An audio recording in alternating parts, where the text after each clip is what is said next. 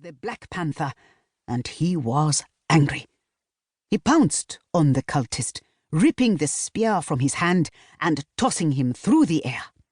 The fallen cultist scoffed. "You have no idea what's coming."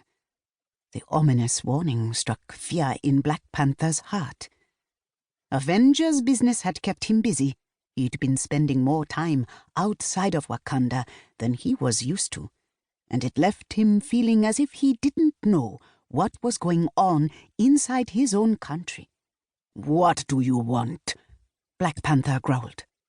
"You'll see," the cultist sneered. "Where is M'Baku?" Black Panther asked. Before he could answer, a new commotion swept through the mound. "Clear out!" the cultist roared. The cultists were retreating. They'd released a smoke bomb that coated the area in a thick cloud of fog to mask their exit. As the smoke cleared, Black Panther was left with even more questions. "Is everyone all right?" Black Panther asked the miners. "No!" a voice shouted. "We are not all right!"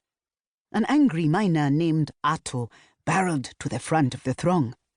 "Speak freely, Atto, so that you may be heard," Black Panther said. Atto's body tensed as he described the situation. "These white gorilla cultists have attacked the Great Mound 3 times in the past month. And for what?" Atto shouted. He paced back and forth with a nervous energy. "They do not steal our vibranium. Why then do they attack? When will this violence stop?"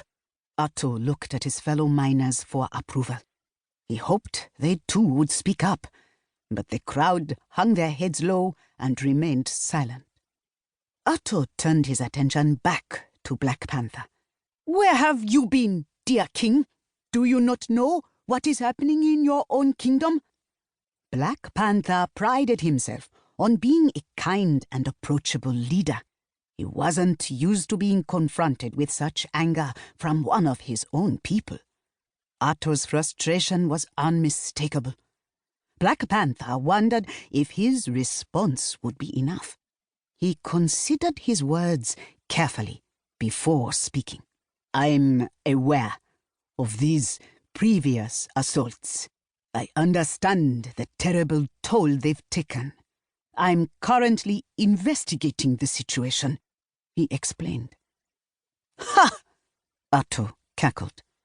He turned, pointing to the other frustrated miners. "And you think this brings us comfort?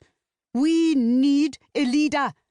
Meanwhile, our king is too busy being a superhero." Atto's words stung. Black Panther cared deeply for the Wakandan people and had always done what he felt was in their best interest. Being an avenger and defending the earth was part of that mission. Now he wasn't so sure it was the best course of action. "Your father was devoted to his country. He died protecting it," Atto said.